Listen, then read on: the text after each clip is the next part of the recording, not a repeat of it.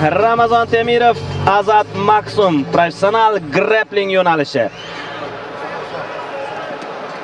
Gentlemen, this is a pro fight, pro grappling fights. Okay, remember, no striking, no slam. Okay, touch hands if you want to. Ha, bu qarama-qarshilik o'sha submissionga qadar davom etadi. Og'riqli uslub yoki bo'g'ish uslubi bilan g'alaba qozonish mumkin. Bo'lmasa durang qayd etiladi deya ma'lumot berishdi do'stlar. Demak, birinchi raund start oldi. Bir raund davom etar ekan bu jang. To'g'ri? Ha, albatta. 10 daqiqa. Agar og'ritish uslubi qo'lga olinsa yoki taslim bo'lish belgisi berilsa, albatta qaysidir bir tomon g'alaba qozonadi, bo'lmasa yuqorida aytilgandek durang qayd etiladi. Press konferensiyada Azat Maksum Ramazon Temirovga oyoqlarini ehtiyot qilishni aytgan edi. Albatta. Ko'ramiz bugun. Ha, bularning UFC'dagi to'qnashuvi amalga oshmadi. Har ikkisi bitta vazn toifasida harakat qilgan edi UFC'da. Lekin Azat Maksum o'sha so'nggi mag'lubiyatidan so'ng UFC rosteridan o'chirildi. Umuman olganda barcha janglarida yaxshi harakat qildi, biroz omad yetishmadi. Maksumga o'sha Tagir Ulanbekov bilan ham ajoyib jang o'tkazgan edi. Umuman Dog'iston kurashiga yetarlicha javob bera oldi deb o'ylayman o'sha jangda Azat Maksum. Va mana shunday kurashchi bilan grappling bahsini qabul qilgan Ramazon Temirovga tasanno deb qo'yaman, chunki aynan uning hududida jang qilyapti desak ham bo'ladi hozir, ya'ni o'sha kurashda. Ha, albatta. Lekin Ramazonning o'sha kurashga yaxshigina himoyasi mavjud. Bu yerda faqat himoya emas, balki hujum ham kerak bo'ladi. Ko'ramiz. Birinchi urinish Maksum tarafidan chiqib ketish kerak, big mountga o'tmaslik kerak.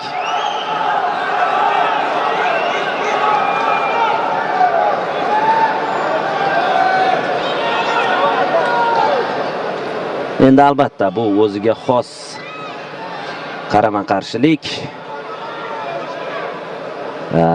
MMAdagi rekordiga hech qanday ta'sir ko'rsatmaydi. Arman Sarukandan misol olsa bo'ladi. Har oy demak grappling bahslarida qatnashib. Aynan Shara Bullet bilan ham bahs yuritdi va durang qayd etilgan edi. Aynan Arman Sarukan. Arman Sarukan Shara Bulletdan keyin ham bir kurash tushishga ulgurgan. Hozir yana keyingi bahs ham aniq kurash bo'yicha. Bo'sh o'tirmayapti Arman umuman. Hozir mana Ramazon ham diskvalifikatsiya qilingan hozir vaqtincha. Aynan mana shu vaqtni behuda sarflashdan ko'ra mana shunday bahsni qabul qilish lozim. Menimcha yechildi bu va katta ehtimol bilan mart oyida yechilishi kerak edi adashmasam. Yo'q, shunaqa yechildi deya ma'lumot berdi Jasur Alijonov. Va katta ehtimol bilan o'sha Oq uydagi raqamli turnirga harakat qilyapmiz deya aytib o'tgandi. Takedownlari juda zo'r Maksumning o'zi. Tagir Ulanbekov bilan jangda ham xilma-xil takedown ko'rgandik. Hozir mana yana bir master class ko'rsatdi desak bo'ladi. Albatta mana shu bahsni ko'rar ekanmiz. Bu bahsdan keyin jangchining MMAdagi qobiliyatlariga bir qandaydir bir savol tug'ilmasligi kerak, chunki bu faqat grappling bahsi. MMAda agar bu jang bo'lsa, umuman boshqacha bo'lishi mumkin edi. Ha, vaziyatdan chiqib keta oldi Ramazon. O'sha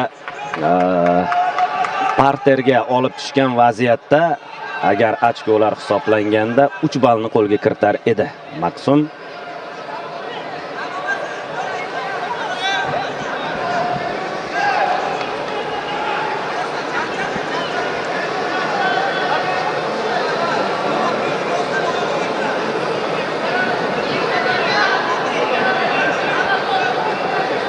Hozircha imkoniyat qidirishyapti takedownga. Mana bu yerda Maksum oyoqlarini tutib oldi va oldinga boryapti. Chap oyoq To'g'ri o'ng oyoq ushlab olgan ekan. Bahsning deyarli yarmi ortda qolyapti. Oldinda yana 5 daqiqa vaqt bor. Yoki submission yoki og'ritish uslubini qo'llash kerak albatta g'alaba qozonish uchun.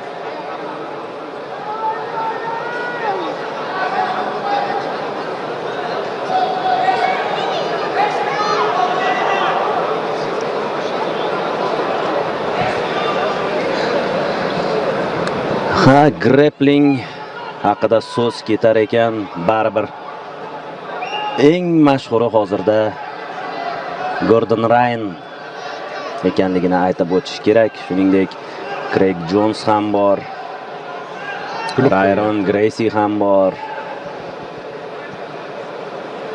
Quvnoq sparringdek bo'lyapti, bir-birlari bilan kulishib, hazillashib kurashishyapti albatta, bu yaxshi. Jarohat kerak emas, chunki Ramazon UFC'da jang oladi tez orada.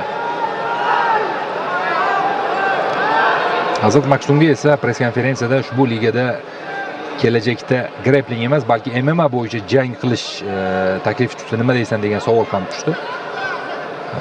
U esa agar yaxshi taklif bo'ladigan bo'lsa, yo'q deya olmaydigan taklif bo'ladigan bo'lsa, umuman olganda yo'q demayman degan javobini aytdi. Albatta, shuningdek, Amerikada UFC dan boshqa ligalardan taklif borligini ham aytib o'tdi.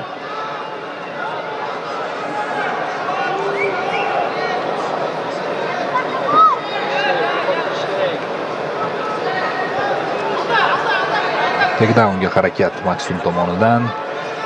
Ramazon Temirov yana himoyalanishga majbur.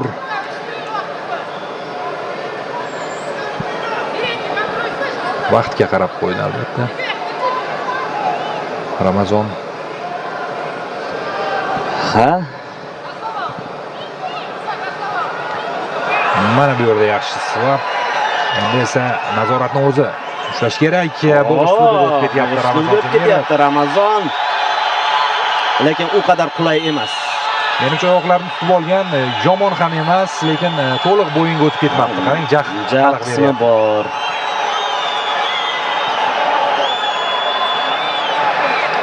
Endi nazorat Azatda.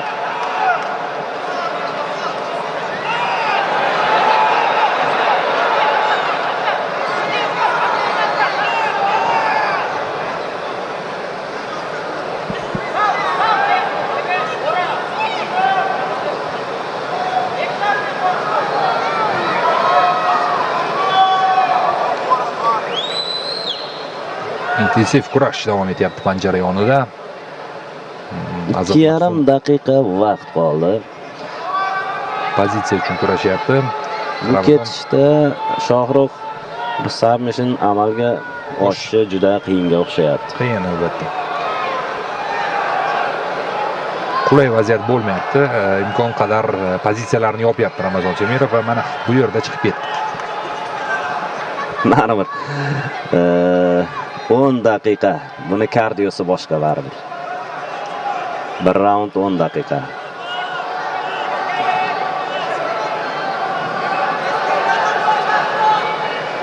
Lekin Sharabullet hamda Nursulton Ro'ziboyev bahsi tashkil etilsa, aynan grappling borasida juda ham qiziq bo'lsa kerak. Lekin Nursultonni bilasiz, o'sha Kimurani ajoyib tarzda amalga oshirishini. Kimurani Nursulton Ro'ziboyev kiyib qo'yadi. Juda ham ko'p g'alabalari bor aynan Kimura uslubida. Hozir nazarimda aynan Sharabulletga qarshi Nursultonning imkoniyati yuqoriroq grapplingda. Meni shaxsiy fikrim. Arman Sarukan bilan ham kurashda ko'pchilik. Endi Arman Sarukan 70 kilogramm vazn toifasida, Shohrux bu 84 kilogramm. U yerda vazn toifasi 70 kilogramm bo'lmadi Armanda. Nari borsa 77 bo'ldi-da. Ha, Sharabullet o'zi 84 urishsa, nechidan tashlaydi? 90 ni yuqori. Deyarli 100 ga yaqin vazn toifasidan tashlaydi. Bo'lishi mumkin. Albatta bu jang ham qiziq bo'ladi. Nursulton Ro'ziboyev, Sharabullet. Biz esa Ramazon Temirov, Azat Maksum qarama qarshilaydi. imkoniyat bo'lishi mumkin, lekin chiqib ketdi. So'nggi 30 soniya o'tib boryapti. Ushbu qarama-qarshilikda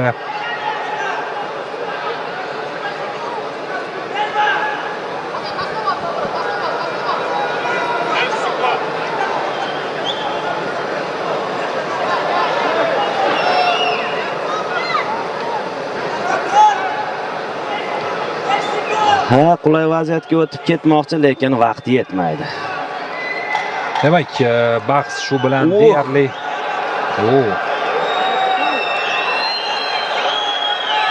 hozir menimcha vaziyat oxiriga yetkazib qo'yiladi va Yetmadi, lekin qulay vaziyatga chiqib keta olganda Mahsum bahs nihoyasiga yetdi. Bu degani durang. Bong challenge chalindimi? Demak, grappling bahsi durang bilan yakunlanmoqda.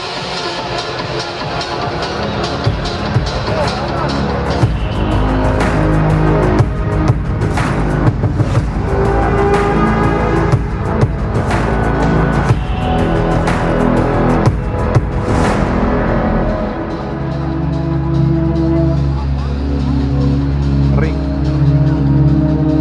Demak, ikkinchi raunddan e'lon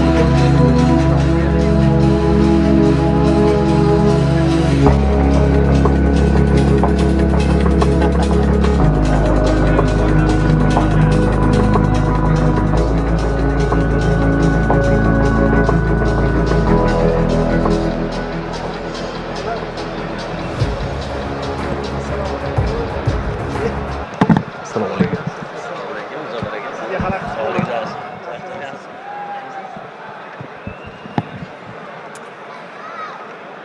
Prof Grappling to'qnashuvi sabab bo'lgani uchun submission bo'lgani yo'q. Shuning uchun jangovar durang в этой схватке объявляется боевая ничья. Jangovar durang qayd etilmoqda ushbu grappling bahsida. Ha do'stlar, aytib o'tganimizdek, durang qayd etildi. Submission amalga oshmadi. Какие эмоции? Как тебе наш Рамазан? Assalomu alaykum Toshkent, O'zbekiston. Emotsiyalaring qanday? Bizning Ramazon qanday ekan deb savol berishdi. Ya, әрине, Ramazon aytib ketgandek,